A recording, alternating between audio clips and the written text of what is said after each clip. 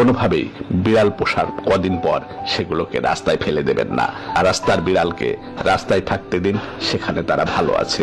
আমি তাদের খাবার দিচ্ছি, পারলে আমার মতো আপনিও রাস্তার বিড়ালকে খাওয়াতে পারেন। তবে বিড়াল পালনের উদ্যোপান্ত না জেনে বিড়াল পুষে বিপদ রাখবেন না।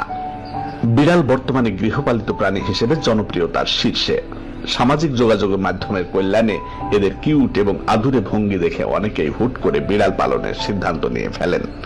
কিন্তু বিড়ালের উদ্যোপান্ত না জেনে কেবল শখের বশে বিড়াল পুষতে যাওয়া নিজের এবং পরিবারের জন্য বড় বিপদের কারণ হতে পারে। একটি প্রাণীর জীবন এবং আপনার সুস্থতা উভয়ই এখানে জড়িত। বিড়াল পালনের আগে এর স্বাস্থ্য এবং পরিচ্ছন্নতা সম্পর্কে জানা জরুরি। বিড়ালের শরীর থেকে টক্সোপ্লাজমোসিস নামক পরজীবী ছড়াতে পারে, যা গর্ভবতী নারী এবং শিশুদের জন্য অত্যন্ত ঝুঁকিপূর্ণ।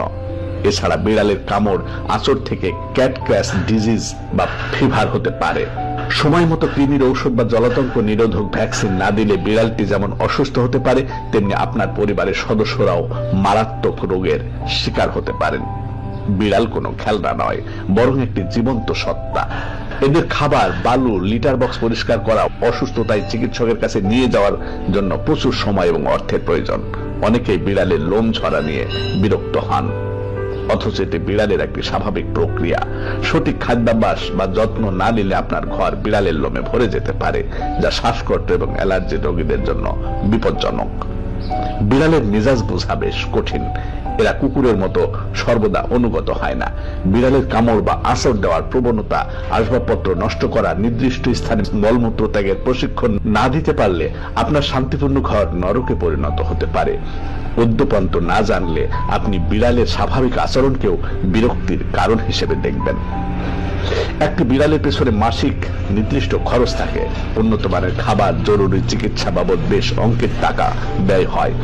অনেক সময় মানুষ শুরুতে শখ করে বিড়াল পাললেও পরে খরচের ভয়ে বা ঝামেলার কারণে এদের রাস্তায় ফেলে দেয়। এটি অত্যন্ত অমানবিক এবং এই প্রাণীর জন্য মৃত্যুদণ্ড স্বরূপ।